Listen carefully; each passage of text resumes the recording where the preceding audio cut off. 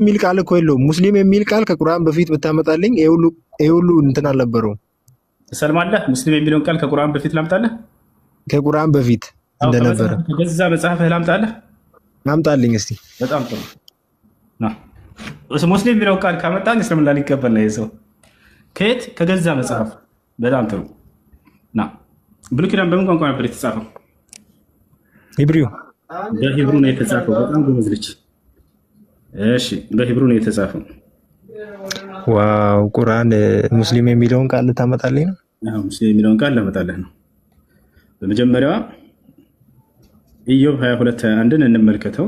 ከዛ ወደ ሂብሩ እንሄዳለን። በሂብሩ ነው የተጻፈው ብሎናል። ወደ ሂብሩ እንሄዳለን።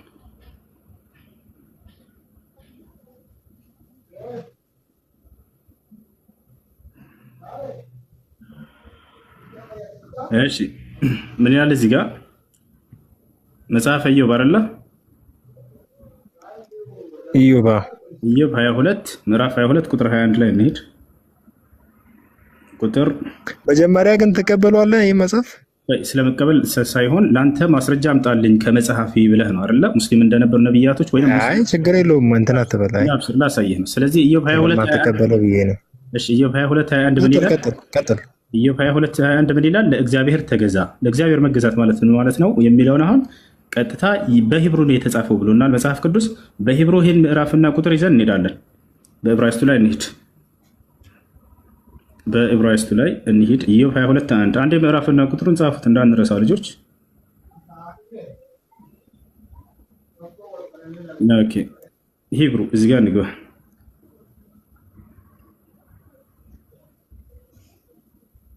መልካም ባይብል ሀብ እዚህ ጋር ከኦሪት ዘፍጥረት እስከ ራዕይ ድረስ አለላችሁ።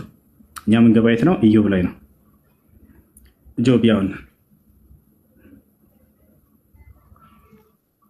መጽሐፈ ኢዮብ ምዕራፍ 22 ቁጥር 21 እናድርግ።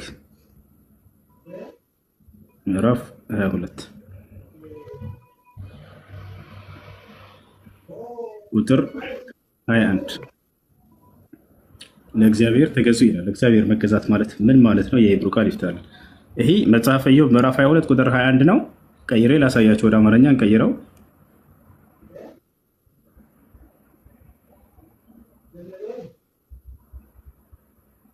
መልካም ይታያቸዋል። ኢዮብ 22:21 ለእግዚአብሔር ተገዙ ይላል። አሁን እዚህ ጋር ሂብሩ ጋር እንገባለን። ኤችኤቢ ያውና ሂብሩ ላይ እንግባ።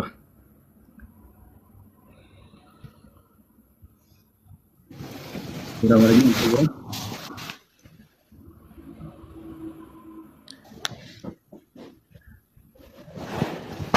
እሺ ወደ ትይዩ ዕብራይስጥ ሂድ ይላል። ኢዮብ 22:21 ወደ ትይዩ ዕብራይስጥ ሂድ። የዕብራይስጥ መፍቻ ቃል እዚህ ጋር እንገባለን። እሺ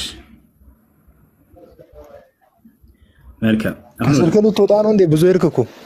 ከዕብራይስጡ ላሳየን። ዕብራይስጥ የሚል ቃል በቃል እያሳየሁ ነው አይደለ? የዕብራይስጡን ምዕራፍ 22 ቁጥር 21 ቀጥታ እሱ ጋር ልንገባ ነው።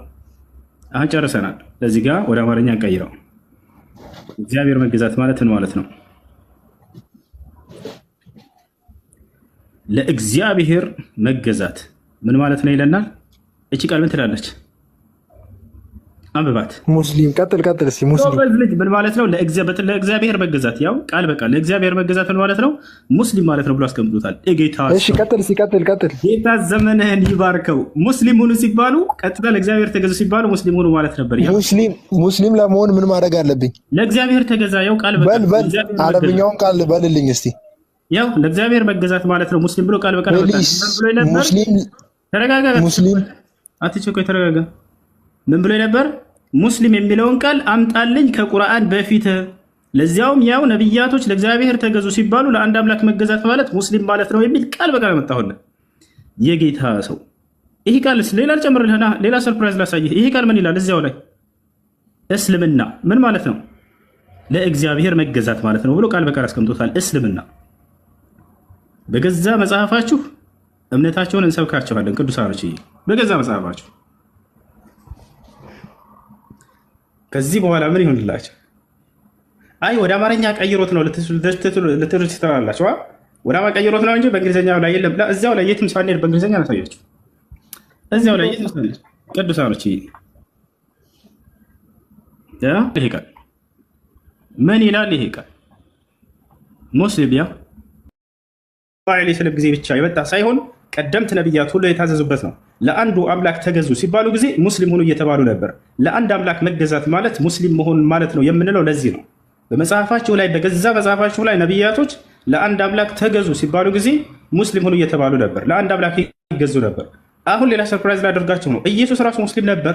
ለምን ከተባለ ለዚያ ለአንዱ አምላክ ይገዛልና ለአንድ አምላክ መገዛት ማለት ሙስሊም ማለት ነው ከተባለ ኢየሱስ ክርስቶስ ራሱ ለአንዱ አምላክ ይገዛልና ሙስሊም ነው ማለት ነው። ክርስቲያን አይደለም ነው። ኢየሱስ ለአምላኩ እንደሚገዛ ላሳያቸው። የገዛ መጽሐፋችሁ ላይ ኢየሱስ ክርስቶስ ራሱ ሙስሊም ነበር። አንደኛ ቆሮንቶስ ምዕራፍ 15 ቁጥር 24 ላይ ልሂድ። ኢየሱስ ክርስቶስ ለዚያ ለአንዱ አምላክ ይገዛ ነበር። አንደኛ ቆሮንቶስ ምዕራፍ 15 ለዚያ ለአንዱ አምላክ ይገዛል። ሁሉ ከተገዛለት በኋላ ግን እግዚአብሔር ሁሉ በሁሉ ይሆን ዘንድ በዚያን ጊዜ ልጁ ራሱ ኢየሱስ ማለት ነው። ልጁ ራሱ ደግሞ ሁሉን ላስገዛለት ይገዛል። ለአንድ አምላኩ ይገዛል። ለአንድ አምላክ ለዚያ ለአንድ አምላክ መገዛት ማለት ሙስሊም ማለት ነው። ስለዚህ ኢየሱስ ክርስቶስ ራሱ ለዚያ ለአንድ አምላክ የሚገዛ የሆነ ሙስሊም ነበር። የታቸዋላ ቅዱሳኖች ያ ስለዚህ ለአንዱ አምላክ መገዛት ያ ማለት ሙስሊም መሆን ማለት ነው። ሙስሊም ሁኑ እያሉ እየተባሉ ነቢያቶች ይታዘዙ ነበር። هذا هو እሺ ወደ አረበኛው ለቀየሩላችሁ እዚሁ ላይ ደግሞ የአረብ